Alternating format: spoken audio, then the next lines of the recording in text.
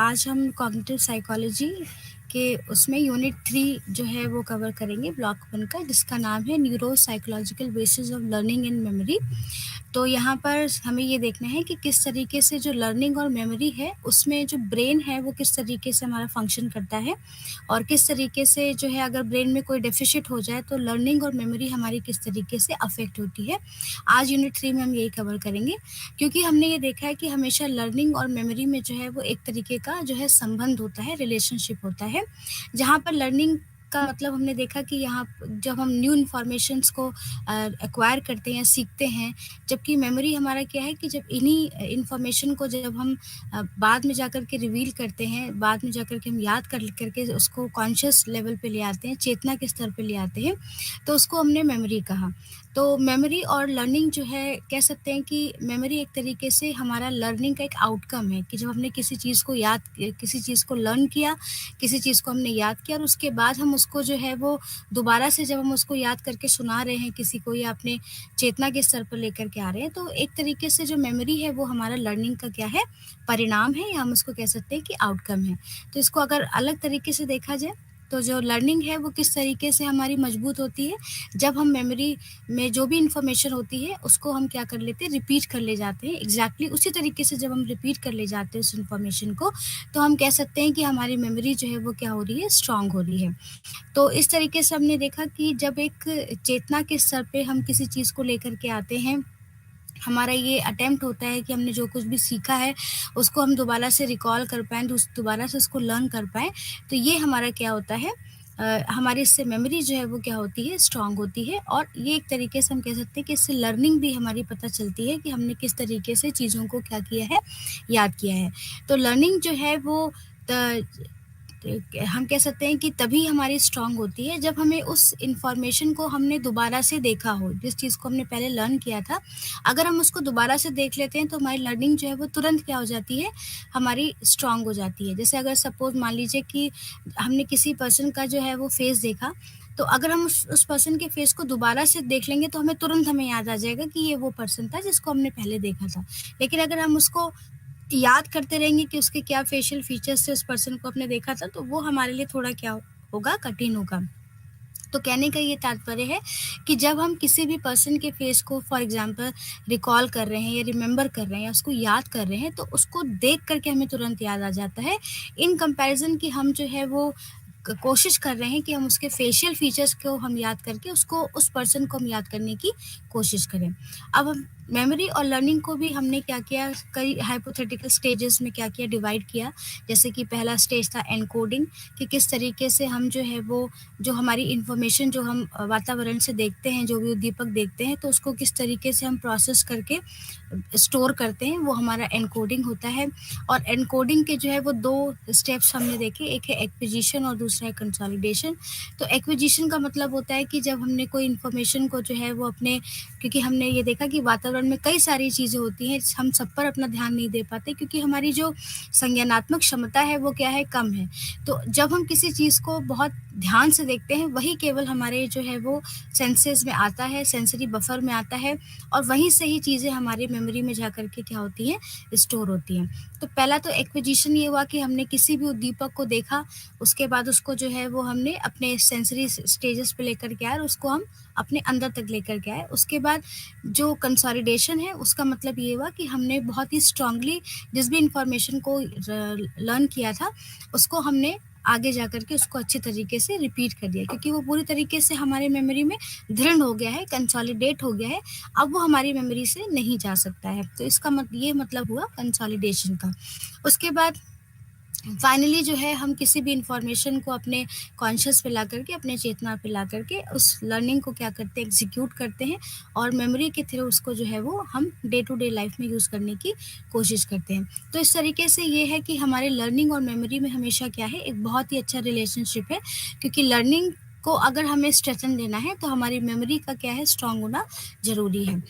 उसके बाद मेमोरी और लर्निंग में जो है हमारे कई सारे ब्रेन के जो पार्ट्स हैं, या हम कह सकते हैं कि जो हमारे कई न्यूरल सर्किट्स हैं, वो हमारे मेमोरी और लर्निंग में बहुत ही महत्वपूर्ण योगदान देते हैं। अगर मान लीजिए किसी भी तरीके की कोई परेशानी हमारे ब्रेन में आती है या हमारे न्यूरल कनेक्शन में आती है, तो एक तरीके से हमारी मेमोरी क्या हो जाती है, वो लॉस्ट हो जाती है। तो यहाँ पर कई सारे जो है वो एनिमल के मॉडल्स, यानी जानवरों के मॉडल के थ्रू और कॉम्प्लेक्स ह्यूमन बिहेवियर के थ्रू हमने ये जानने की कोशिश की है इस यूनिट में कि किस तरीके से लर्निंग और मेमोरी में हमारे ब्रेन के कई सारे पार्ट्स इन्वॉल्व हैं, और किस तरह अगर हमारे ब्रेन में या मस्तिष्क में किसी तरीके का कोई डेफिसिट आ जाए, किसी तरीके की कोई प्रॉब्लम आ जाए, तो हम किस तरीके से लर्निंग और मेमोरी पर वो क्या करता है, इफेक्ट करता है। तो यहाँ पर हम न्यूरल बेसिस ऑफ लर्निंग और मेमोरी को पढ़ेंगे, यानी किस तरीके से न्यूरॉन्स और नर्वस सिस्टम और किस तरीके से हमारा ब्रेन जो है वो इन्वॉल्व है हमारे सीखने में और हमारे स्मृति के संचयन में। तो यहाँ पर जो ऑब्जेक्टिव है इस यूनिट का कि ये है सबसे पहले कि किस तरीके से ब्रेन के जो है वो ब्रेन में मेमोरी का प्रोसेस चलता है, हमें ये देखना है। दूसरा कि जो हमारे कई सारे जो न्यूरोलॉजिकल इश्यूज़ हैं वो किस तरीके से हमारी स्मृति से जो है वो संबंधित हैं, यानी रिलेटेड हैं, और क्या है लर्निंग और मेमोरी का हमारा न्यूरोलॉजिकल बेसिस क्या है, इसके बारे में हमें पढ़ना है। और उसके बाद है कि लर्निंग और मेमोरी के न्यूरल प्रोसेस को हमें क्या करना है, एक्सप्लेन करना है। तो यानी यहाँ ये जो पूरा यूनिट जो डिज़ाइन किया गया है वो हम सिर्फ यहाँ पर हम ब्रेन के पार्ट्स के बारे में और ब्रेन किस तरीके से लर्निंग और मेमोरी में अपना जो है योगदान दे रहा है उसके बारे में हमें यहाँ पर देखना है। तो सबसे पहले देखते हैं कि मेमोरी और ब्रेन में किस तरीके का रिलेशनशिप होता है।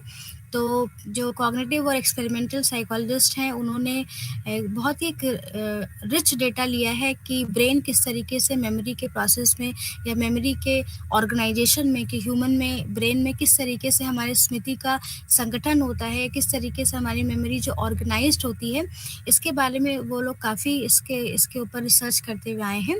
और जो न्यूरो साइंटिफिक स्टडीज़ हैं वो ये बहुत ही इम्पॉर्टेंट है, क्योंकि ये हमारे जो मेमोरी की जो न्यूरल थियरीज़ हैं उसको बनाने में और उसके ऊपर कंट्रीब्यूशन देने में उनका बहुत ही महत्वपूर्ण योगदान है।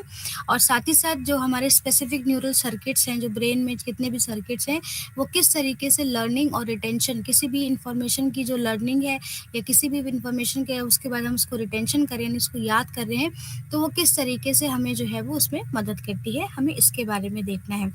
अब सबसे पहले ये देखने की बात है कि जो हमारा ब्रेन है उसके 4 लोब्स हम पढ़ते हुए आए हैं कि उसके 4 तरीके के लोब्स हैं। एक को हम कहते हैं फ्रंटल लोब है, दूसरा है हमारा पैराइटल लोब है, टेम्पोरल लोब है और ऑसिपिटल लोब है। तो जो फ्रंटल लोब होता है हमारे मस्तिष्क का, उसका काम क्या है कि जितने भी हमारे हायर कह सकते हैं कि मेमोरी प्रोसेस हैं, जैसे कि डिसीजन मेकिंग है, रीजनिंग है, इन सब में हमारा जो फ्रंटल लोब है वो बहुत योगदान देता है, इसलिए उसको हायर मेंटल प्रोसेस के उसके अंदर रखा गया है। उसके बाद जो हमारा पैराइटल लोब है, जिसमें कि जितना भी टच का पार्ट है, टच है, सेंसेशन है, स्किन है, ये सारी चीज़ें हमारे पैराइटल लोब से कवर होती हैं। टेम्पोरल लोब हमारा वो लोब है जो कि हमारे हियरिंग में, यानी सुनने में जो है वो हमारी मदद करता है, उसको हम टेम्पोरल लोब बोलते हैं। और ऑसिपिटल लोब जो होता है वो हमारे देखने के लिए रिस्पॉन्सिबल होता है, यानी विजन के लिए अगर कोई ब्रेन का कोई पार्ट रिस्पॉन्सिबल है तो वो ऑसिपिटल लोब है। तो यहाँ पर इसी लोब्स के संदर्भ में जो है वो हमारा मेमोरी और ब्रेन के बीच में संबंध बताया गया है कि किस तरीके से अगर किसी लोब में प्रॉब्लम आ जाए, यानी स्पेसिफिकली लोब में अगर एक प्रॉब्लम आ जाती है, तो वो किस तरीके से हमारे मेमोरी और हमारे लर्निंग को क्या करता है, इफेक्ट करता है। तो सबसे पहले यहाँ पर है कि ह्यूमन मेमोरी, ब्रेन डैमेज और एमनीजिया। तो जैसे अभी बताया गया कि अगर मान लीजिए अगर ब्रेन में किसी भी तरीके का डैमेज हो रहा है या उसके किसी भी जो मेन लोब में अगर डैमेज हो रहा है या किसी तरीके का हानि उसमें आ रही है, वो डेफिसिट हो रहा है, तो यहाँ पर हमें जो है वो कई सारे जो है डिजीज़ और साइकोलॉजिकल ट्रॉमा, जिसको कि हम एमनीजिया बोलते हैं, वो हमें देखने को मिलते हैं। अब एमनीजिया है क्या? तो एमनीजिया जो है कि अगर कोई पर्सन के किसी के ब्रेन में डैमेज हुआ है और उसको एमनीजिया है, तो वो जो है किसी भी नई चीज़ को जो है वो लर्न नहीं कर सकता, और जो भी प्रीवियस नॉलेज है उसने, यानी जो भी उसके पहले की जो भी इन्फॉर्मेशन उसने लर्न की है, उसको भी वो क्या कर दे जाता है, भूल जाता है। तो कह सकते हैं एक तरीके से मेमोरी से रिलेटेड परेशानी है कि अगर हमारे ब्रेन के किसी पार्ट में डैमेज हुआ या डेफ़िसिट हुआ, तो उससे क्या होगा कि हमें एक साइकोलॉजिकल ट्रॉमा लगता है, जिसको कि उसको एमनीसिया बोला गया। और एमनीसिया में होता क्या है कि या तो पर्सन जो है किसी भी नई इन्फॉर्मेशन को लर्न नहीं कर सकता, या वो किसी प्रीवियस नॉलेज को जो उसने लर्न कर रखा है पहले से, उसको भी वो क्या कर जाता है, भूल जाता है, या दोनों ही चीज़ें साथ में उसमें देखने को मिलती हैं अगर उसको पूरा एमनीसिया हो चुका है। तो हम कह सकते हैं कि ये हमारी एक तरीके से शॉर्ट टर्म मेमोरी, हमारी वर्किंग मेमोरी और हमारी जो लॉन्ग टर्म मेमोरी एबिलिटीज़ हैं, उसको क्या कर पूरी तरीके से अफ़ेक्ट करता है। तो यहाँ पर है कि कई सारे जो एमनेसिक पर्सन्स हैं, उनको जिनको एमनेसिया हुआ था, उनको में ऑब्ज़र्व करके ये देखा गया, कई सारे एक्सपेरिमेंट्स किए गए और मेमोरी के जो है वो ऑर्गेनाइज़ेशन को समझने की कोशिश की गई कि किस तरीके से न्यूरल लेवल पे वो किस तरीके से फंक्शन करता है, यानी ब्रेन के लेवल पर वो किस तरीके से फंक्शन करता है। तो यहाँ पर जो है वो सबसे पहले एक एक्सपेरिमेंट ह्यूमन पे किया गया, जहाँ पर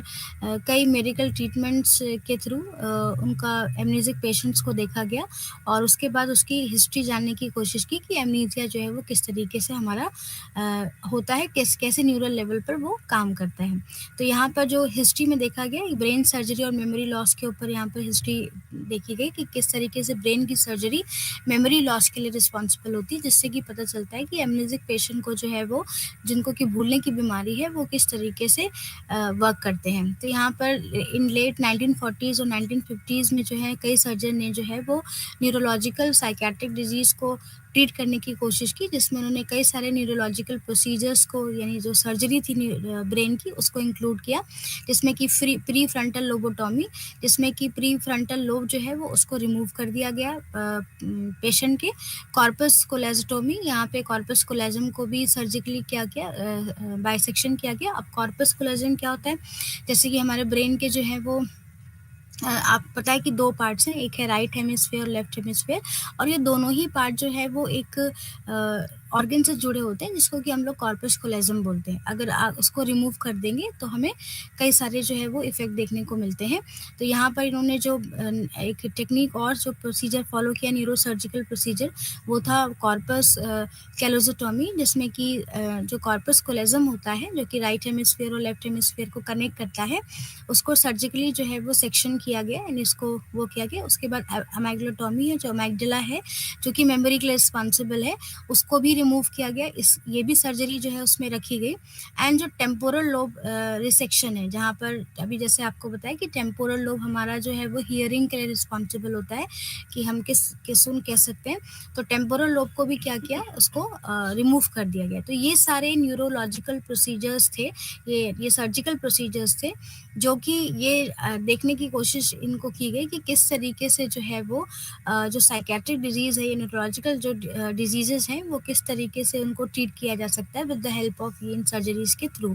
तो ये जो सर्जिकल प्रोसीजर्स थे, इन्होंने एक तरीके से ह्यूमन के ब्रेन फंक्शन के लिए एक नया कह सकते हैं कि नया तरीका डेवलप किया, कि हम अगर मान लीजिए किसी के अगर अमेग्डला को रिमूव किया जा रहा है या उसके टेम्पोरल लोब को रिमूव किया जा रहा है, तो वो पर्सन जो है वो उसके अंदर क्या इफ़ेक्ट हमें को देखने को मिलता है, क्या उसकी ह्यूमन कॉग्निशन, यानी कॉग्निशन में किसी तरीके का इफ़ेक्ट आता है या नहीं आता है। तो यहाँ पर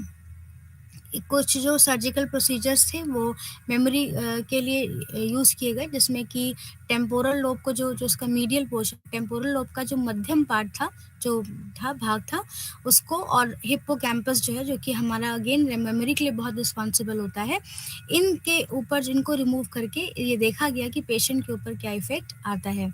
1953 में एक मेडिकल कॉन्फ्रेंस हुई, जिसमें न्यूरोसर्जन विलियम बेकर कॉर्विले ने जो है वो मॉन्ट्रियल न्यूरोलॉजिकल इंस्टीट्यूट में जो है बायलेटरल रिमूव किया मीडियल टेम्पोरल लोब को एक एपिलेप्टिक पेशेंट के ऊपर, यानी जिसको मिर्गी आती थी, उस पेशेंट के ऊपर इन्होंने क्या किया कि इनका जो टेम्पोरल लोब का जो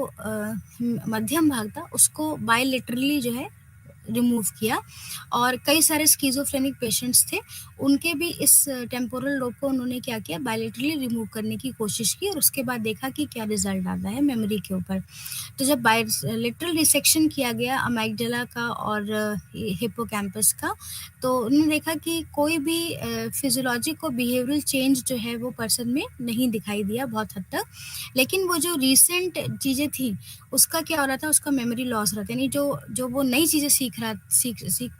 चाह रहा था, वो उसका क्या हो जा रहा था, लॉस हो जा रहा था, ये देखने को मिला। और साथ ही साथ जो है वो पेशेंट जो है वो जो लोकेशन है, जैसे जिस रूम में वो थे, उसको भी वो रिमेंबर नहीं कर पा रहे थे और यहाँ तक कि अपने जो क्लोज़ फ्रेंड थे, उनके नाम को भी रिमेंबर नहीं कर पा रहे थे। इवन वो ये भी नहीं जा रहे थे कि टॉयलेट जाने का रास्ता क्या है, वो ये भी नहीं देख पा रहे थे। तो इस तरीके से स्कॉविलर ने ये देखा कि जब किसी भी पेशेंट एपिलेप्टिक पेशेंट के ऊपर और कई सारे स्किज़ोफ्रेनिक पेशेंट्स के ऊपर जब इन्होंने इस तरीके का डाइसेक्शन किया, जहाँ पर उन्होंने उनके टेम्पोरल लोब के मीडियल पार्ट को जो है वो उन्होंने रिमूव कर दिया, बायलैटरली रिमूव किया, तो उसमें बहुत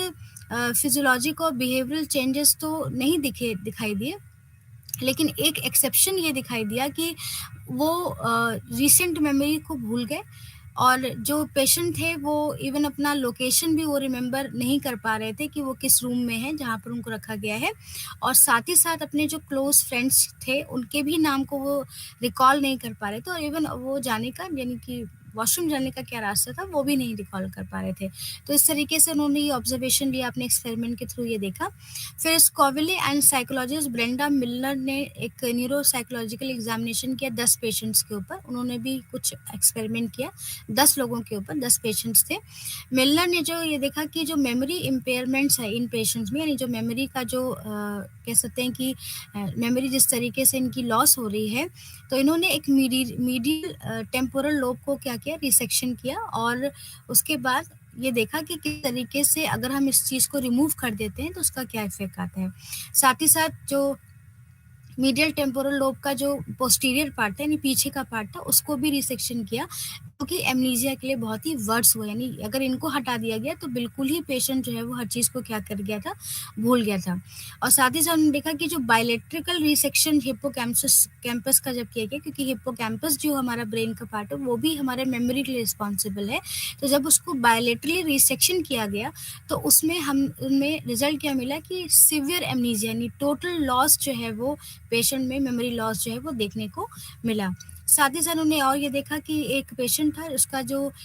पूरा entire right medial temporal lobe जो है वो क्या कर दिया गया था, रिमूव कर दिया था। हिप्पोकैम्पस और हिप्पोकैम्पल गाइरस था वहाँ पर, उसको पूरी तरीके से रिमूव किया। तो उन्होंने कोई भी मेमोरी डेफिसिट के रेजिडुअल वहाँ पर नहीं मिले कि कोई तरीके का मेमोरी जो है वो लॉस होता है, वो उन्होंने नहीं देखा। लेकिन ये उन्होंने देखा कि जो पेशेंट था, एक मैन था जिसने कि जिसके कि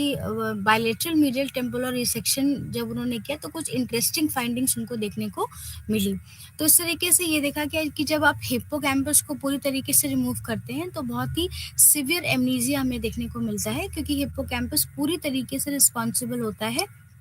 हमारे मेमोरी के लिए। और साथ ही साथ जो हमारा टेम्पोरल लोब है, अगर उसको मीडियल टेम्पोरल लोब जो है अगर उसको डाइसेक्ट किया जाता है तो उसमें कई सारे जो है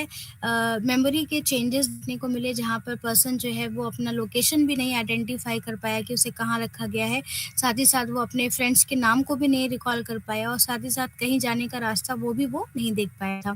तो इसके बाद जब 10 पेशेंट्स के ऊपर भी इस चीज़ को देखा गया, जहाँ पर पेशेंट के जो है टेम्पोरल लोब को, मीडियल टेम्पोरल लोब को रिसेक्शन किया गया और उसके बाद देखा गया कि किस तरीके से वो इफ़ेक्ट कर रहा है मेमोरी को, पूरी तरीके से रिमूव कर दिया गया। तो यहाँ पर जो टेम्पोरल लोब के रिसेक्शन जो था वो एमनीजिया के लिए बहुत ही हानिकारक हुआ और हिप्पोकैम्पस को जब रिमूव किया गया तो वो भी एमनीजिया के लिए बहुत ही हानिकारक दिखाई दिया। तो इस तरीके से इन्होंने जो एक्सपेरिमेंट के थ्रू ये देखा कि कौन सा जो ब्रेन का पार्ट है वो रिस्पॉन्सिबल है एमनीजिया के लिए, तो टेम्पोरल लोब और हिप्पोकैम्पस यहाँ पर आइडेंटिफाई हुए। उसके बाद जो है वो एक केस स्टडी यहाँ पर एक एचएम पेशेंट की दी है जिसको कि एपिलेप्सी था। तो उसके ऊपर जब स्टडी की गई तो न्यूरोलॉजिकल जो सर्जिकल प्रोसीजर थे उसको फॉलो किया गया। तो ये देखा गया कि उसकी जो एपिलेप्सी थी, जो उसको मिर्गी आने का दौरा था, वो थोड़ा-थोड़ा इम्प्रूव होना शुरू हुआ। सर्जरी जो है वो बहुत ही सक्सेसफुल हुई और जो उसमें रिस्क थे ब्रेन से रिलेटेड, वो भी जो है वो उसमें कम देखने को मिले। लेकिन जो फिज़िशियन थे, फैमिली थे, उसके फ्रेंड्स थे, उन्होंने ये रियलाइज़ किया कि जो एचएम है, जिसको नाम स उसका एचएम रखा गया है, उसने उसको कई नई डिफ़िकल्टी शुरू हुई जब उसके ऊपर ये न्यूरोलॉजिकल सर्जरीज़ की गई एपिलेप्सी को हटाने के लिए, मिर्गी को हटाने के लिए। उससे हुआ क्या कि जैसे कि जब उसके ऊपर ये सर्जरी जो है वो को जब 1 साल हो गया, यानी हाफ़ हो गया, ईयर हो गया, तो ये सर्जरी 1953 में जो है वो उसके ऊपर की गई थी, सितंबर 1953 में। और उसको जो है वो बहुत ही प्रॉब्लम्स मेमोरी में क्लियर कट प्रॉब्लम उसमें देखने को मिली जब इन न्यूरोसर्जिकल ऑपरेशंस को उसके ऊपर फॉलो किया गया उसकी एपिलेप्सी को हटाने के लिए। उसने इसमें ये देखा गया कि जो 1955 में जो एचएम जो था, जो पेशेंट था, उसका नाम एचएम से डिनोट किया गया है, उसको वो 29 ईयर्स का ओल्ड का था, लेकिन उसने ये बताया कि वो 27 साल का, यानी उसको मेमोरी लॉस देखने को मिल गया। साथ ही साथ उसने ये भी देखा कि जब कि किसी भी इंडिविजुअल से अगर वो तुरंत मिला था, तो वो बिल्कुल भी उसको रिकॉल नहीं कर पा रहा था कि वो उनसे मिला है, ये भी वो भूल गया था।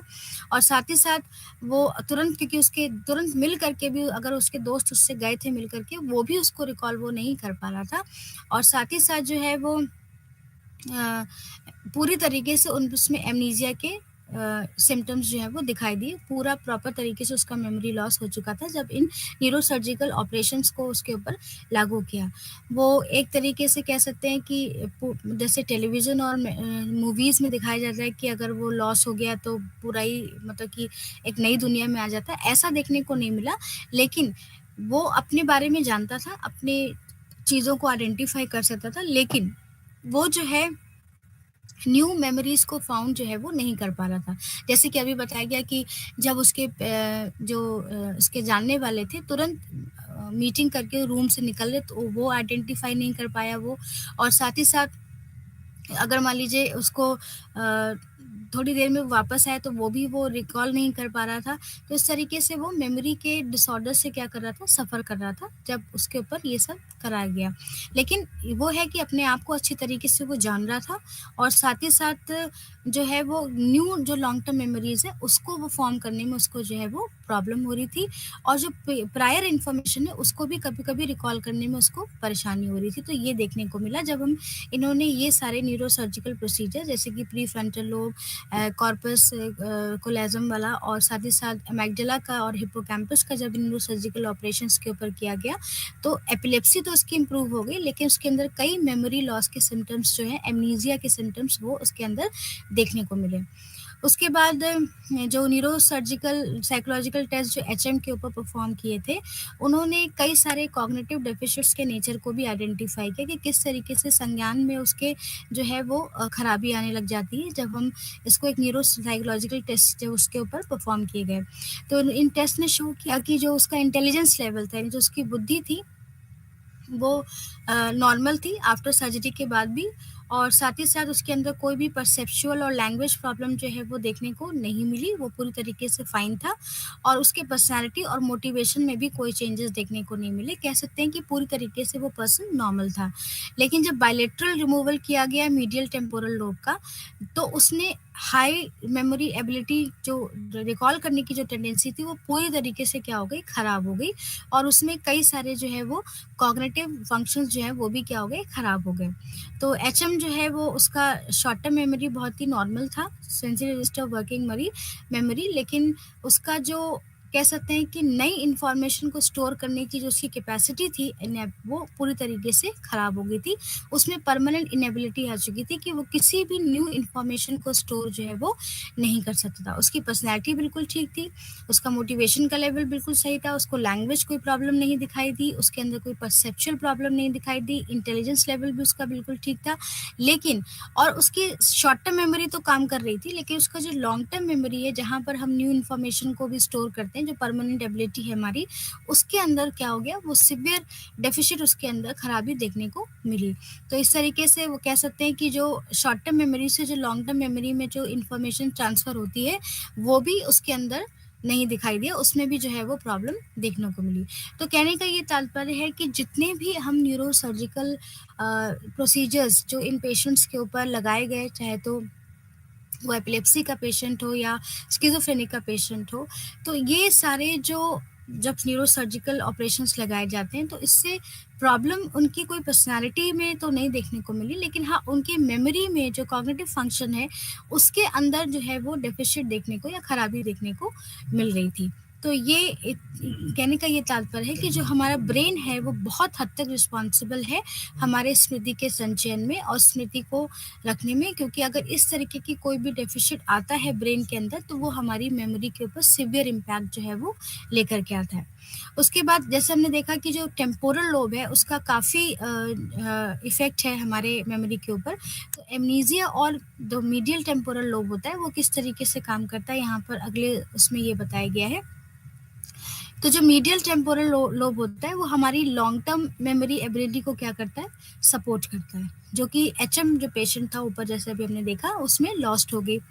तो मीडियल टेम्पोरल लोब जो है, उसके अंदर क्या-क्या आता है, हमारा एमिग्डाला आता है, जो कि मेमोरी के लिए है, हिप्पोकैम्पस है, एथोरियल कॉर्टेक्स है, और एंड द सराउंडिंग है पैरा हिप्पोकैम्पल और पेरिफेरल कॉर्टिकल एरियाज। यानी जो हमारा मीडियल टेम्पोरल लोब है, उसके अंदर ये सारे एरियाज जो है हमारे आते हैं, जो कि सारे के सारे हमारे जो है वो स्मृति के लिए क्या है, कि संचयन के लिए हमारे जिम्मेदार हैं। तो 40 इयर्स जब बीत गए, तो साइंटिस्ट ने फिर से एचएम जो स्टडी है उसको किया और देखा कि इन जो अगर मान लीजिए ब्रेन में कई अगर आघात हो जाए, तो वो किस तरीके से हमारे एमनीसिया और या मेमोरी या न्यूरल बेसिस को क्या करता है, इफ़ेक्ट करता है। तो जो स्कॉविले ने जो है रिपोर्ट दी, उन्होंने एक सर्जरी को परफॉर्म किया इसके ऊपर, पेशेंट के ऊपर, और उसके जो हिप्पोकैम्पस के जो हेमिस्फीयर से उसको क्या किया गया, रिमूव कर दिया। तो एचएम का जो है एक ब्रेन और सर्जिकल लेजन्स उसके अंदर, यानी आघात दिया गया उसको, और उसके बाद देखा गया कि उसके मेमोरी पर क्या इफ़ेक्ट आ रहा है, जिसको कि उन्होंने एमआरआई यानी मैग्नेटिक रेजोनेंस इमेजिंग टेक्निक के थ्रू उन्होंने देखा। तो उन्होंने ये पाया कि जो हिप्पोकैम्पस था और जो उसके सराउंडिंग यानी कॉर्टेक्स था, उसको भी क्या कर दिया गया, उन्होंने रिमूव किया। तो जो हिप्पोकैम्पस को जब रिमूव किया गया, तो उसने न्यू लॉन्ग टर्म मेमोरीज को क्या किया, रिकॉल करने में या फॉर्म करने में क्या कर दिया, उन्होंने उसने ब्लॉक कर दिया कि जो पेशेंट है, अगर आप उसके हिप्पोकैम्पस एरिया को रिमूव कर दे रहे हैं और उसके आसपास के एरिया को भी रिमूव कर दे रहे हैं, जो कि कॉर्टेक्स है, अगर आप उसको भी रिमूव कर दे रहे हैं, तो उसके अंदर जो न्यू लॉन्ग टर्म मेमोरीज है, उसको फॉर्म करने की जो कैपेसिटी है, वो क्या हो जाती है, पूरी तरीके से ब्लॉक हो जाती है। तो अगर पेशेंट को कंसिडर किया जाए, तो जिसने अपनी मेमोरी को लॉस किया गया था, तो जिससे कि उससे क्या हुआ कि जब उसकी बाईपास सर्जरी की गई इससे, तो ये देखा गया कि उसके अंदर एंटेरोगेट अमनीसिया यानी पहले की इन्फॉर्मेशन यानी कि नई इन्फॉर्मेशन को जो है वो रिकॉल वो नहीं कर पा रहा था। तो 2 तरीके के एमनीसिया हमें यहाँ पे देखने को मिले, एक है एंटेरोग्रेड एमनीसिया और दूसरा है रेट्रोग्रेड एमनीसिया, जहाँ पर वो नई मेमोरीज और साथ ही साथ पुरानी मेमोरीज को वो जो है वो रिकॉल नहीं कर पा रहा था। उसके बाद जब आरबी पेशेंट की जो डेथ हुई, तो उसके ब्रेन को जब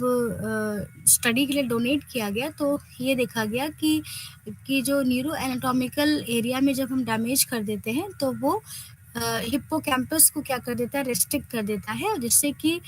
जो नई इन्फॉर्मेशन है उसको याद करने में क्या होता है, मदद करता है। तो हम ये कह सकते हैं कि जो हिप्पोकैम्पस है, वो बहुत ही क्रूशियल पार्ट है लॉन्ग टर्म मेमोरीज यानी न्यू लॉन्ग टर्म मेमोरीज को फॉर्म करने के लिए। यानी अभी जैसे हमने देखा कि टेम्पोरल लोब और साथ ही साथ जो हमारे ये हिप्पोकैम्पस एरिया है, क्योंकि जो कि मेमोरी के लिए सबसे ज़्यादा रिस्पॉन्सिबल होता है। अगर आप इसके अंदर कुछ भी होता है, अगर इसके अंदर जो है डैमेज हो गया या इस पे आघात दिया गया, इस तरह के शॉक दिया गया, तो वो न्यू लॉन्ग टर्म मेमोरीज को क्या करता है, फॉर्म करने में बहुत ही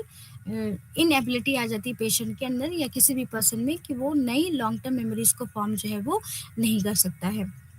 तो इस तरीके से जो आरबी पेशेंट का जो केस लिया गया, वो ये सपोर्ट किया कि अगर कि जो एरिया रिस्पॉन्सिबल है लॉन्ग टर्म मेमोरीज के रिस्टोरेशन के लिए, उसमें जो हिप्पोकैम्पस है उसका बहुत ही ज़्यादा रोल है। और इवन जो रेट्रोगेट एमनीसिया है, वो भी मीडियल टेम्पोरल लोब डैमेज से क्या है, रिलेटेड है। यानी अगर रेट्रोगेट एमनीसिया हो रहा है,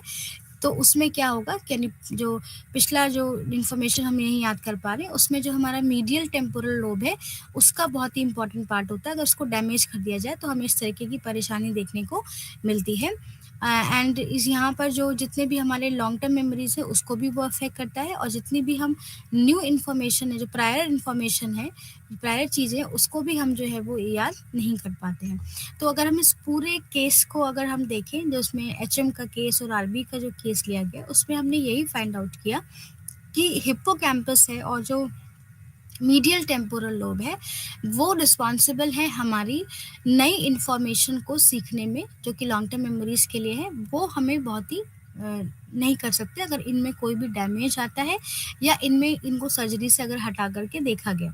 साथ ही साथ हमने एमनीजिया के दो पार्ट देखे, एक है इंटेरोग्रेट एमनीजिया, रेट्रोग्रेट एमनीजिया, जो कि मीडियल टेम्पोरल लोब की डैमेज की वजह से हमें देखने को मिलता है, जहाँ पर हम नई इन्फॉर्मेशन और साथ ही साथ जो हमने पुरानी इन्फॉर्मेशन को भी याद करके रखा हुआ है, जो पहले की है, वो सब हमारी क्या हो जाती है, डेफिशिएट हो जाती है, हम उसको याद नहीं कर पाते हैं। तो इस तरीके से जो हिप्पोकैम्पस है, हमारे ब्रेन का जो पार्ट है, वो बहुत हद तक रिस्पॉन्सिबल है हमारे इस के लिए, हमारे मेमोरी को याद करने के लिए। तो अभी तक हमने ये देखा कि जो ब्रेन है, लर्निंग और मेमोरी में एक बहुत ही संबंध हमने देखा कि बहुत ही इम्पोर्टेंट रिलेशनशिप होता है, और जो हमारे न्यूरल बेसिस हैं, यानी जो हमारे ब्रेन के जो पार्ट्स हैं, वो भी बहुत रिस्पॉन्सिबल होते हैं हमारे लर्निंग और मेमोरी के लिए। अगर ब्रेन के किसी भी ऐसे पार्ट में डेफिशिएट आता है या कोई भी प्रॉब्लम आती है या कोई भी खराबी आती है, तो वो सीधे सीधे हमारी मेमोरी को क्या करता है, अफेक्ट करता है, जिसको कि हमने एमनीजिया बोला। और एमनीजिया में या तो हम कोई नई इन्फॉर्मेशन को लर्न नहीं कर पाते, या पुरानी इन्फॉर्मेशन को हम याद नहीं कर पाते, या दोनों ही चीज़ें हमें देखने को एमनीजिया में मिलती हैं। अब उसके बाद ये बताया गया कि एमनीजिया के लिए कौन-कौन से हमारे जो है वो ब्रेन के पार्ट्स हैं, रिस्पॉन्सिबल हैं। तो यहाँ पर एक सर्जरी, कई सारी सर्जरी की गई, जिसके अंदर ये देखा गया कि जो हमारा मीडियल टेम्पोरल लोब है और उसी का जो एक पार्ट है, जो एरिया है, दैट इज़ हिप्पोकैम्पस है, वो रिस्पॉन्सिबल है हमारी मेमोरीज को रखने के लिए। अगर इन पार्ट्स में हमें कोई भी परेशानी देखने को मिलती है, तो पर्सन का बिहेवियर तो सब नॉर्मल रहता है, सब कुछ नॉर्मल रहता है, लेकिन उसके मेमोरी में यानी कॉग्निटिव फंक्शन में क्या हो जाता है, एक तरीके से खराबी हमें देखने को मिलती है। तो टेम्पोरल लोब और हिप्पोकैम्पस पार्ट जो है, मीडियल टेम्पोरल लोब, ये रिस्पॉन्सिबल है। और साथ ही साथ जो टेम्पोरल लोब के और एरियाज हैं, जैसे कि हमारा एक तरीके से अमाइगडाला है, हमारा हिप्पोकैम्पस है, हमारा इथोहेरल कॉर्टेक्स है, ये सारी चीज़ें भी रिस्पॉन्सिबल है हमारी मेमोरीज के लिए, एंड स्पेशली हमारी लॉन्ग टर्म मेमोरीज के लिए, जहाँ पर हम चीज़ों को जो है वो परमानेंट तरीके से हम सेव करते हैं अपनी मेमोरी के थ्रू। और अगर ये चीज़ें डेफिशिएट है, तो हमारी शॉर्ट टर्म मेमोरी की जो इन्फॉर्मेशन है, वो लॉन्ग टर्म मेमोरी में भी जो है वो ट्रांसफ़र नहीं हो सकती है, अगर हमारे ये सब चीज़ों में हमें डेफिशिएट देखने को मिलता है।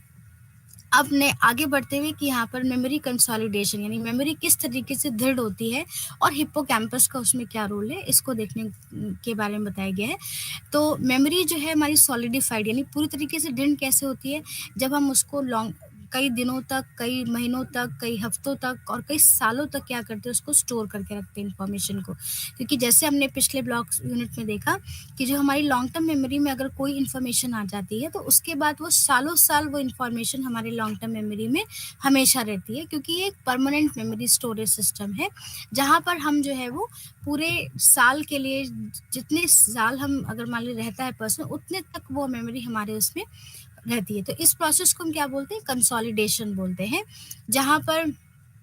कि जो ओल्ड कॉन्सेप्ट ये है कि किस तरीके से लॉन्ग टर्म मेमोरी जो है वो उसमें दिन भर ओवर टाइम, यानी समय समय पर जो है हमारी जो भी हमने सीखा है, वो किस तरीके से वहाँ पर समय समय पे इंफॉर्मेशन हमारी सॉलिडिफाई होती है, यानी कि हमारी ड्रिल्ड होती है पूरी तरीके से, और हमेशा के लिए हमारे लॉन्ग टर्म मेमोरी में वो चीज़ क्या वो रह जाती है। तो इसको हम कंसोलिडेशन बोलते हैं। कंसोलिडेशन का मतलब ये हुआ। तो अगर कॉग्निटिव न्यूरोसाइंस की पर्सपेक्टिव से देखा जाए, तो जो कंसोलिडेशन है, वो एक तरीके से बायोलॉजिकल चेंज है, जो कि हमारे लॉन्ग टर्म रिटेंशन में, जो भी हम इंफॉर्मेशन को लर्न करते हैं, उसमें लॉन्ग टर्म रिटेंशन को क्या करती है, अंडरलाइन करती है, क्योंकि यहाँ से हमें चीज़ें मिलती है। और हमारे कई सारे ब्रेन के स्ट्रक्चर और ब्रेन के सिस्टम है, वो इस कंसोलिडेशन प्रोसेस को क्या करते हैं, सपोर्ट करते हैं, कि किस तरीके से हमारे लॉन्ग टर्म मेमोरी में हमारी जो इन्फॉर्मेशन है वो क्या होती है, स्टोर होती है, कंसोलिडिफाई होती है, वो देखने को मिलता है। तो क्योंकि अगर मान लीजिए मीडियल टेम्पोरल लोब को डैमेज किया जाए, तो जो मोस्ट ऑफ द इंफॉर्मेशन होती है जो कि मेमोरीज में, वो क्या हो जाती है, धीरे धीरे ख़त्म होने लग जाती है अगर हमने मीडियल टेम्पोरल लोब हमारा डैमेज हो गया है। और हम ये भी जानते हैं कि जो हिप्पोकैम्पस है ये हमारा एक नॉलेज को स्टोर करने का केवल एक वो तरीका नहीं है, लेकिन जो मीडियल टेम्पोरल लोब है ये हमारी न्यू मेमोरीज को फॉर्म करने में क्या करता है, सपोर्ट करता है। तो न्यू मेमोरीज को फॉर्म करने के लिए हमारा जो मीडियल टेम्पोरल लोब है वो ज़्यादा सपोर्टिव है इन कंपैरिजन टू हिप्पोकैम्पस। और जो हिप्पोकैम्पल रीजन है वो हमारी लॉन्ग टर्म मेमोरी के कंसोलिडेशन में इंफॉर्मेशन के लिए रिस्पॉन्सिबल है। यानी यहाँ पर हमें दो बातें और समझ में आती हैं कि जो टेम्पोरल लोब है, मीडियल टेम्पोरल लोब है,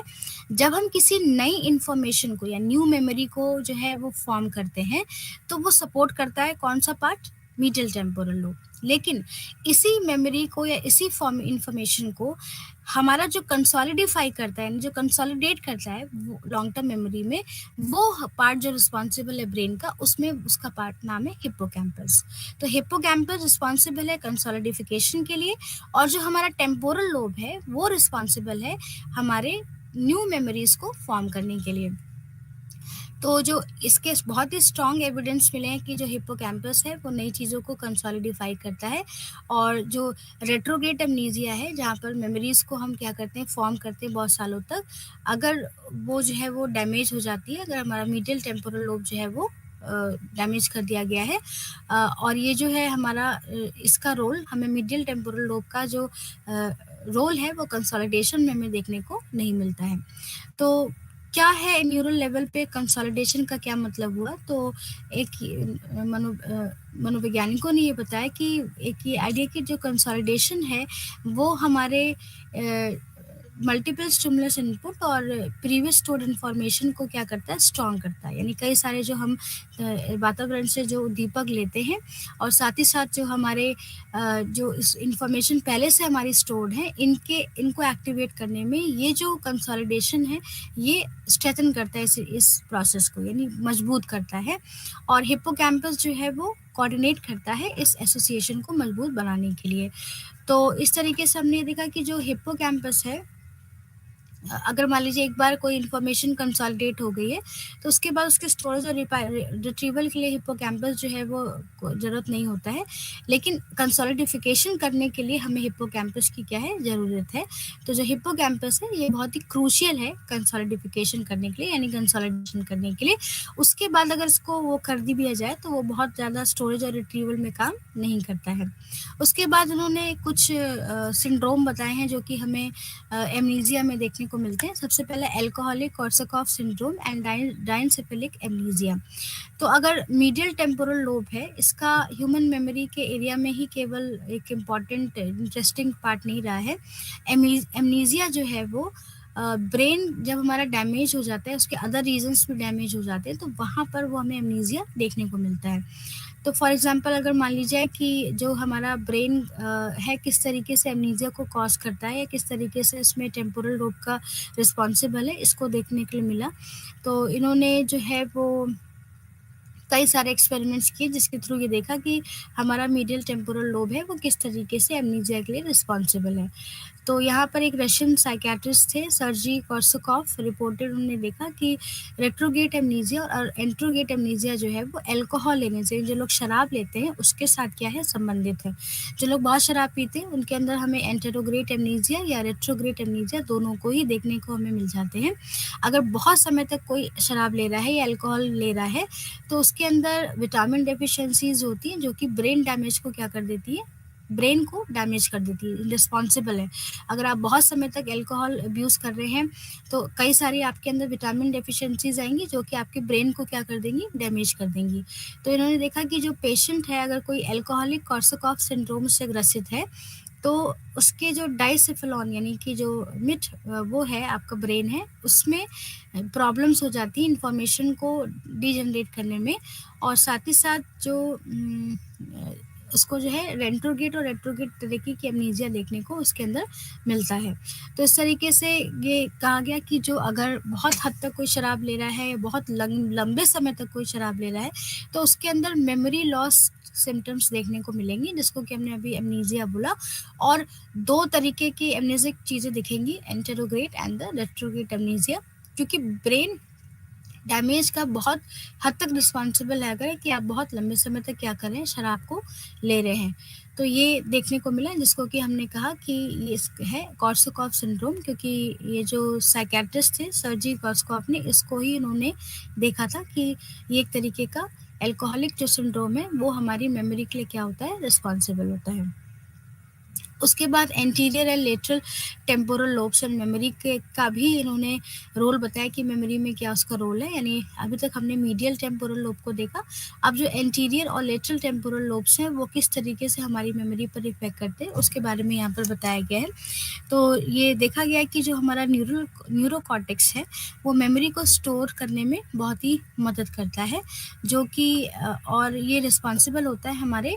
रेट्रोगेट एमनीजिया में। अगर इसमें मान लीजिए कोई भी डैमेज हो जाए तो हमारा रेट्रोगेट एमनीजिया हमें वो देखने को मिलता है, जिसमें कि जो पेशेंट है वो कई सारी चीज़ें, आगे की चीज़ों को और पीछे की चीज़ों को वो भूल जाता है। और इस तरीके से कॉर्टेक्स है वो रिस्पॉन्सिबल है, नियोकॉर्टेक्स हमारे रेट्रोगेट एमनीजिया के लिए।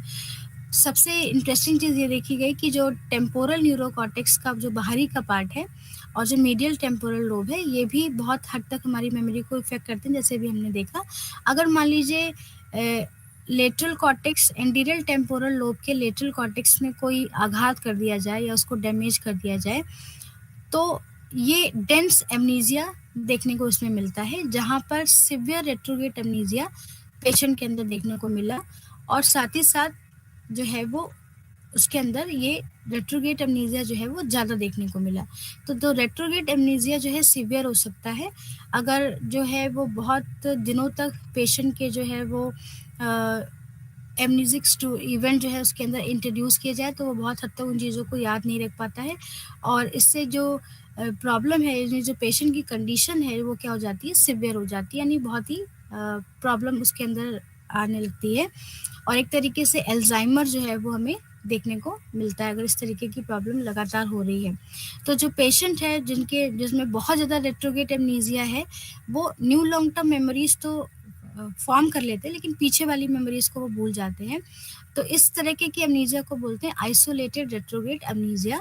इट इज़ पर्टिकुलरली ये कैसे होता है जब एंटीरियर टेम्पोरल लोब को क्या कर दिया जाता है, डैमेज कर दिया जाता है। अगर वो डैमेज हो गया है तो न्यू लॉन्ग टर्म मेमोरी तो वो फॉर्म कर सकता है क्योंकि उसको रेट्रोगेट है, लेकिन जो पहले की जो मेमोरी जो उसने याद की है उसको वो क्या कर जाता है, वो भूल सकता है। तो ये जो पोर्शन है टेम्पोरल लोब का, देयरफॉर ये इम्पॉर्टेंट है हमारी न्यू इन्फॉर्मेशन को एक्वायर करने के लिए। यानी जो एंटीरियर हमारा टेम्पोरल लोब है वो नई इन्फॉर्मेशन को एक्वायर करने के लिए रिस्पॉन्सिबल है, लेकिन अगर इसके अंदर कोई भी डैमेज हुआ तो हमें रेट्रोगेट एमनीजिया जो है वो देखने को मिल जाता है। इसका मतलब ये रिस्पॉन्सिबल है। तो यहाँ पर जो एंटीरियर टेम्पोरल लोब है it is responsible for the retrograde amnesia, क्योंकि अगर इसमें कोई भी डैमेज हो गया या कोई भी तरीके का आघात लगा तो हमें न्यू लॉन्ग टर्म मेमोरीज जो है वो पेशेंट जो है वो फॉर्म तो कर लेता है, लेकिन इसको डेंस रेट्रोगेट एमनीजिया यानी पिछले की इन्फॉर्मेशंस को वो याद नहीं कर पाता है। उसके बाद जो लेटरल और जो एंटीरियर रीजन्स है टेम्पोरल लोब के, क्या वो लॉन्ग टर्म रिलेटिव मेमोरीज के लिए रिस्पॉन्सिबल है स्टोरेज के लिए? तो आंसर ये है कि ये जो रीज़न है ये बहुत ही इंपॉर्टेंट होते हैं लॉन्ग टर्म इंफॉर्मेशन को रिट्रीव करने में, यानी याद करने में, अपनी मेमोरी में, कॉन्शियस मेमोरी में लेके के। लेकिन ये मेमोरीज जो है वो कहाँ पे स्टोर होती है? तो एविडेंसेस न्यूरो इमेजिंग कई सारी स्टडीज़ की गई जिससे ये सजेस्ट किया गया कि ये जो मेमोरीज होती हैं ये हमारे न्यू कॉर्टेक्स से होकर के हमारे उसमें जो है वो स्टोर होती हैं, इस तरीके से उसको रिप्रेजेंट करती हैं। और ये जो इन्फॉर्मेशन है ये सब इनकमिंग इन्फॉर्मेशन से हमारी एसोसिएटेड है, जहाँ पर हमारे मीडियल टेम्पोरल लोब का जो है वो बहुत ही इम्पॉर्टेंट कह सकते हैं कि रोल होता है उसके लिए। तो हमने ये देखा कि जो हमारा जो एंटीरियर टेम्पोरल लोब है वो रेट्रोगेट एमनीजिया के लिए रिस्पॉन्सिबल है, और किस तरीके से हमें जो है अगर इनमें नई इन्फॉर्मेशन में से तो कोई प्रॉब्लम नहीं आती है, लेकिन ये रिस्पॉन्सिबल है हमारे न्यू इन्फॉर्मेशन को एक्वायर करने के लिए। ये है हमारा एंटीरियर टेम्पोरल लोब या एंटीरियर जो है वो रिस्पॉन्सिबल है इसके लिए। तो यहाँ पर अभी हमने प्रीवियसली देखा कि मेमोरी कंसोलिडेशन और हिप्पोकैम्पस का क्या मतलब है। तो जो हिप्पोकैम्पस है वो मेमोरी के कंसोलिडेशन के लिए बहुत इंपॉर्टेंट है, क्योंकि यहाँ पे हमारी मेमोरी पूरी तरीके से दृढ़ हो जाती है और कई सालों तक हम उस चीज़ को याद रखते हैं। और साथ ही साथ जो हमारा जो मीडियल टेम्पोरल लोब है वो सपोर्ट करता है हमारी new theories, new in memories को फॉर्म करने के लिए। तो न्यू मेमोरीज़ को अगर फॉर्म करना है तो वो मीडियल टेम्पोरल लोब है, और अगर मेमोरी को कंसोलिडेट करना है तो उसमें हमारे जो हिप्पोकैम्पस है उसका बहुत ही महत्वपूर्ण रोल होता है। उसके बाद यहाँ पर कॉर्साकॉफ सिंड्रोम के बारे में बताया गया कि अगर मान लीजिए पेशेंट बहुत समय तक अगर अल्कोहलिक है या शराब ले रहा है तो उसके अंदर जो है हमें एंटेरोगेट और रेट्रोगेट एमनीजिया जो है वो देखने को मिलता है, जो कि सिवियर एमनेसिक प्रॉब्लम है, जहाँ पर नई इन्फॉर्मेशन को फॉर्म करना और साथ ही साथ पुरानी इन्फॉर्मेशन को याद रखना दोनों ही क्या हो जाता है, मुश्किल हो जाता है उस पेशेंट के लिए अगर वो बहुत लंबे समय तक अल्कोहल ले रहा है, क्योंकि अल्कोहल कई सारी जो है वो विटामिन डेफिशिएंसीज को क्रिएट करता है, और अगर विटामिन डेफिशिएंसी है अगर उसके अंदर तो उसके ब्रेन के अंदर डैमेज हमें देखने को मिलेगा ही मिलेगा। उसके बाद इन्होंने जो है वो लेटरल और एंटीरियर टेम्पोरल लोब का महत्व बताया कि वो किस लिए रिस्पॉन्सिबल है। तो जो हमारा जो रेट्रोगेट एमनीजिया है वो लेटरल एंटी टेम्पोरल लोब से हमारा बहुत ही इफेक्ट होता है, लेटरल और एंटीरियर टेम्पोरल लोब से, ये दोनों ही रिस्पॉन्सिबल हैं इस चीज़ के लिए। तो अगर रेट्रोगेट अगर इन पे डैमेज हो जाए तो हमें सिवियर रेट्रोगेट एमनीजिया जो है वो देखने को मिलता है। और कई सारे डिजीज जैसे कि अल्जाइमर, हर्पीज़, ये सब चीज़ें भी हमें जो है वो देखने को मिल जाती हैं। उसके बाद यहाँ पर एनिमल मॉडल्स ऑफ मेमोरी के बारे में बताया गया कि किस तरीके से एक एनिमल के कौन-कौन से मॉडल्स हैं, किन एनिमल्स के ऊपर जो है वो मेमोरी का इफ़ेक्ट देखा गया। तो मंकीज़ जो हैं इनको सिलेक्ट किया गया अगर इनके हिप्पोकैम्पस में आघात किया गया और उसके आसपास के कॉर्टेक्स में, तो ये देखा कि वो जो है वो जो भी उन्होंने लर्न किया था वो पूरी तरीके से क्या हुआ, इफ़ेक्ट होने लगा, क्योंकि वो याद नहीं कर पाया उस चीज़ को। तो हम ये कह सकते हैं कि जो animal models of human memory है और एमनीजिया है ये जो है इम्पॉर्टेंट है फॉर द रिसर्च के लिए। और ये जो रिसर्च मॉडल्स हैं ये हमें की इन्फॉर्मेशन देती है कि स्पेसिफिक मेमोरी और ब्रेन स्ट्रक्चर्स में क्या रिलेशनशिप होता है, यानी अगर किसी कोई स्पेसिफिक मेमोरी है और ब्रेन के स्ट्रक्चर, ऐसे कौन से ब्रेन के स्ट्रक्चर्स हैं जो स्पेसिफिक मेमोरी के लिए रिस्पॉन्सिबल है, उनके बीच में हमें एक रिलेशनशिप देखने को हमेशा मिलता है। तो कई एनिमल स्पीशीज़ जैसे कि इनवर्टिब्रेट्स मंकीज़ हैं, इनके ऊपर रिसर्चेस की गई और ये देखा गया कि एक हमें क्लू मिला कि जो ह्यूमन मेमोरी है और उसकी जो फंक्शनल न्यूरो एनाटॉमी है और न्यूरो बायोलॉजी है वो किस तरीके से कंट्रीब्यूट करती है हमारे इन्फॉर्मेशन को, नॉलेज को लेने के लिए। और ये भी देखा गया कि जो फंक्शनल कैपेबिलिटीज़ हैं मंकीज़ के ब्रेन की और ह्यूमन के में वो सिग्निफिकेंट डिफरेंट, दोनों में डिफरेंस है। यानी जो मंकीज़ का ब्रेन है और जो हमारे ह्यूमन का ब्रेन है उसके अंदर हमें क्या है, डिफरेंस देखने को मिलता है। तो जो एनिमल मॉडल हैं जितने भी कॉग्निटिव प्रोसेस के, जैसे कि मेमोरी है और ये जो है वो ह्यूमन के उससे क्या किया जा सकता है, लिंक किया जा सकता है, क्योंकि हमें पता है कि जो हमारे मंकीज़ हैं वो बहुत हद तक हमारे वो रहे हैं, तो एंसेस्टर्स रहे हैं, तो इसमें हम इसीलिए मंकीज़ के ब्रेन के ऊपर ही स्टडीज़ किया गया है, क्योंकि डिफ़र तो है, सिग्निफिकेंटली डिफ़र करते हैं दोनों के ब्रेन्स, लेकिन बहुत हद तक क्योंकि इनके ऊपर स्टडी करके बहुत हद तक हम ह्यूमन ब्रेन के बारे में भी जो है वो स्टडी कर सकते हैं। ये भी देखा गया कि जो मेमोरी है हम की जो हिप्पोकैम्पस है, अगर कितना केवल केवल वही एक रिस्पॉन्सिबल कितना है मेमोरी के लिए रिसर्चेस पे, और साथ ही साथ जो उसका मीडियल टेम्पोरल लोब के जो स्ट्रक्चर्स हैं वो किस तरीके से मेमोरी डेफिशिट में जो है वो एक रोल अदा करते हैं, जैसे कि एचएम पेशेंट पे ऊपर देखा गया। और दूसरे शब्दों में हम कह सकते हैं कि कौन से ऐसे मीडियल टेम्पोरल लोब के स्ट्रक्चर्स हैं जो कि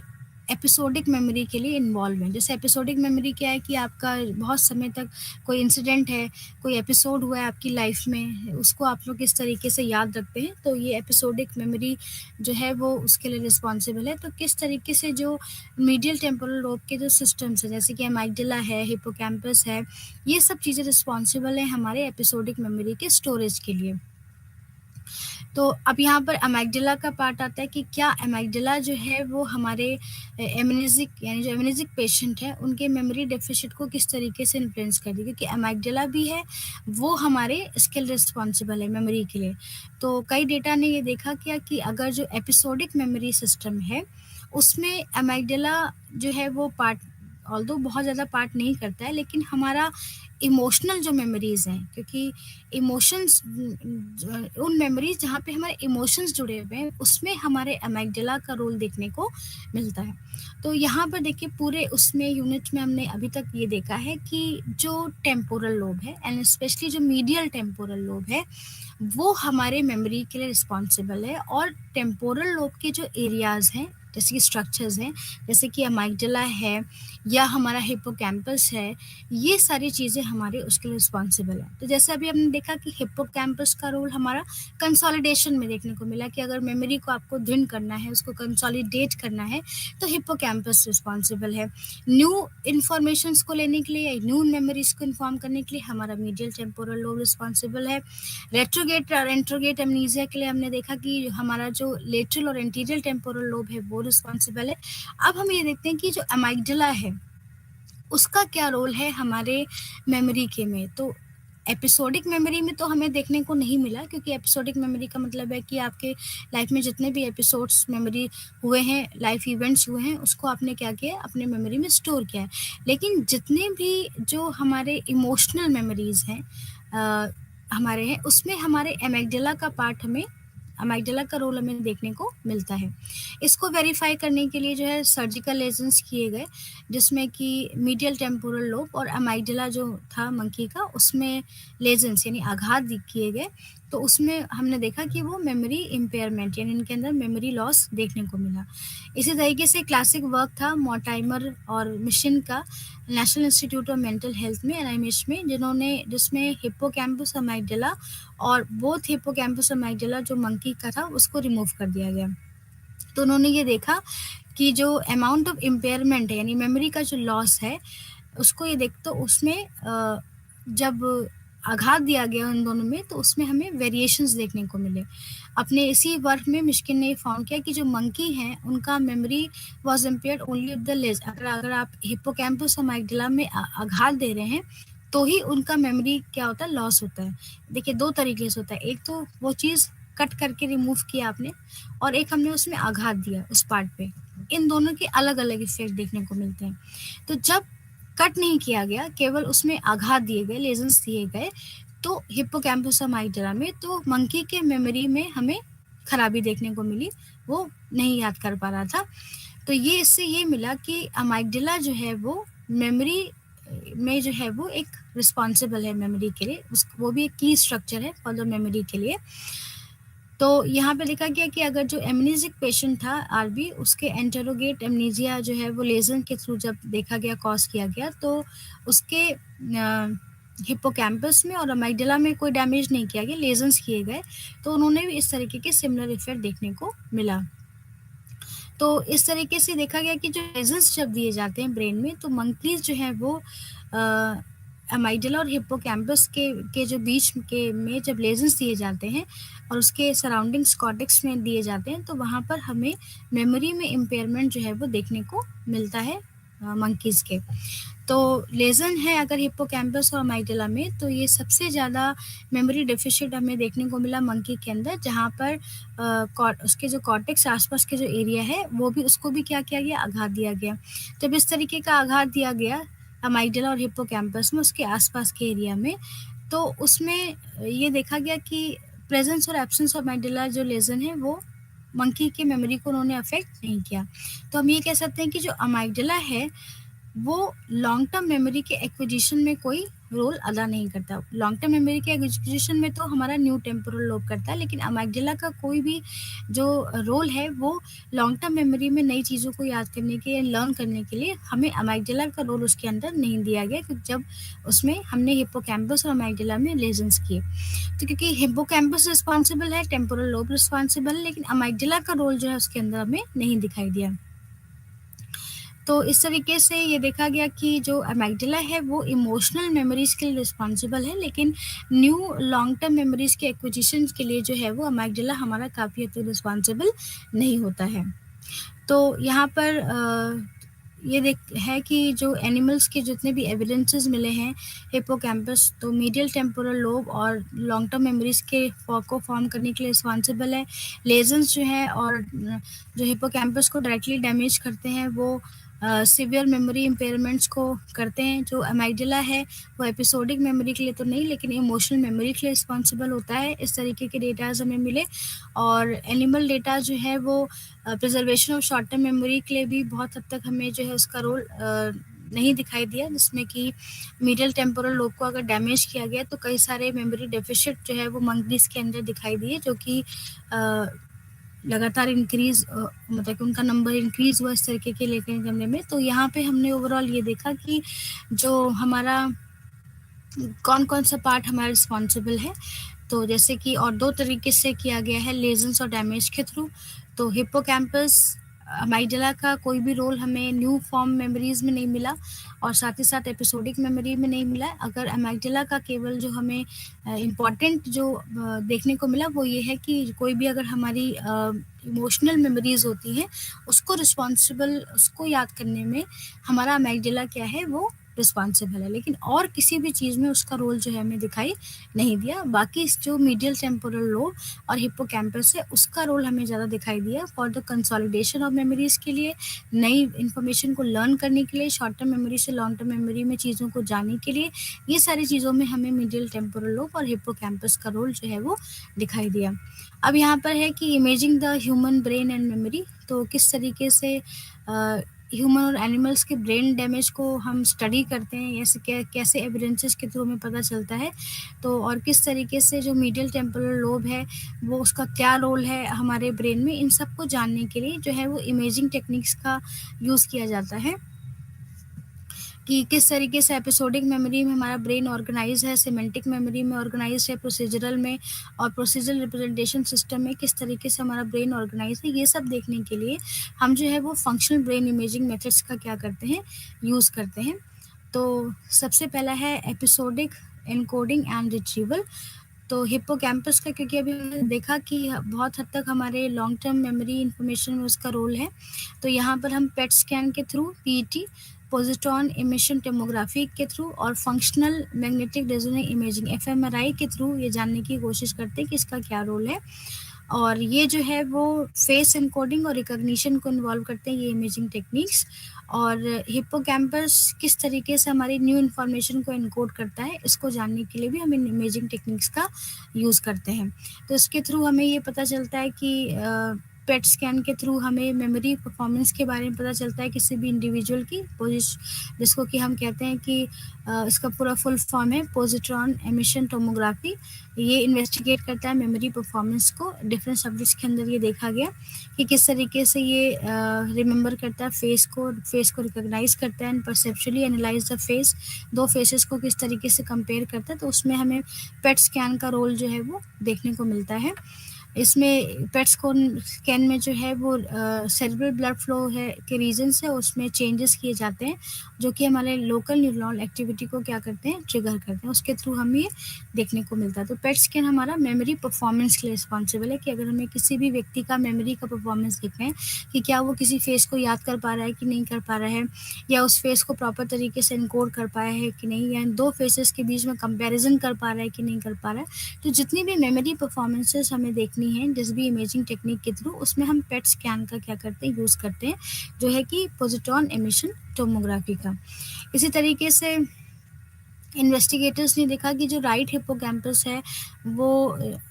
एक्टिवेट किया गया और ये देखा कि वो फेस को की एनकोडिंग कर पा रहा है कि नहीं कर पा रहा है, बट रिकॉग्निशन में उसको इस्तेमाल नहीं किया गया जहाँ पर रिट्रीवल प्रोसेस जो है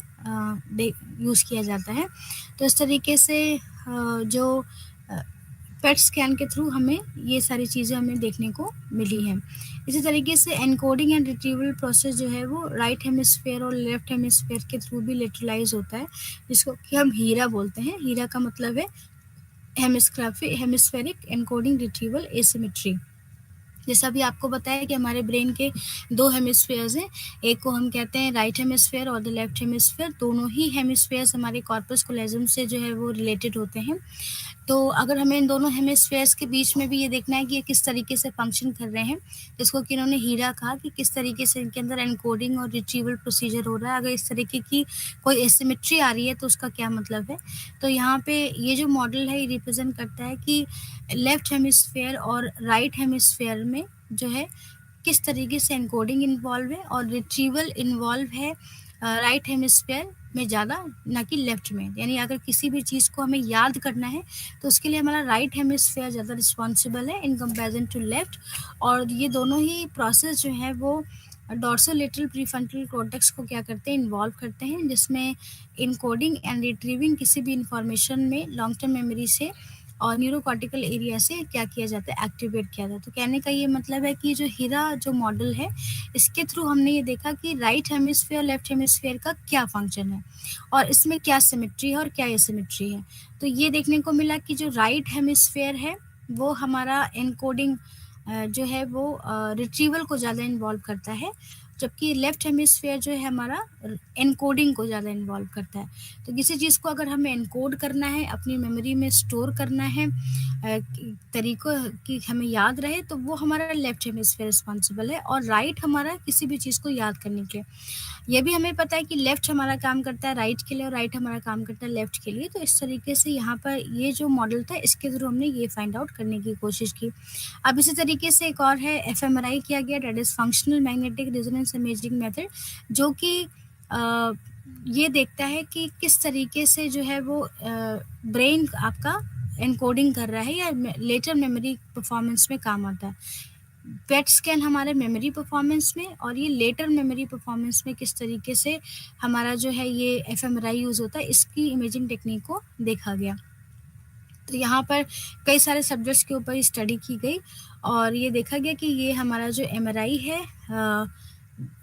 इनकोडिंग इन्फॉर्मेशन के लिए और लेटर इन्फॉर्मेशन के लिए हमारा क्या करता है, ये काम करता है। तो इस तरीके से ये जो इमेजिंग टेक्निक्स है ह्यूमन ब्रेन एंड मेमोरी में, सबसे पहले एनकोडिंग, एपिसोडिक एनकोडिंग और रिट्रीवल देखा गया, जिसमें कि पेट स्कैन और एफएमआरआई को यूज़ किया गया, जिसमें कि हमने ये देखा कि राइट हेमिस्फीयर लेफ्ट हेमिस्फीयर का क्या वो है, और साथ ही साथ ये भी देखा गया कि जो है अब आगे देखेंगे कि हम सिमेंटिक और एनकोडिंग रिट्रीवल क्या होता है। तो आज के यूनिट में हमने ब्रेन के कौन-कौन से पार्ट्स मेमोरी लर्निंग रिस्पॉन्सिबल है, इसको देखा। धन्यवाद।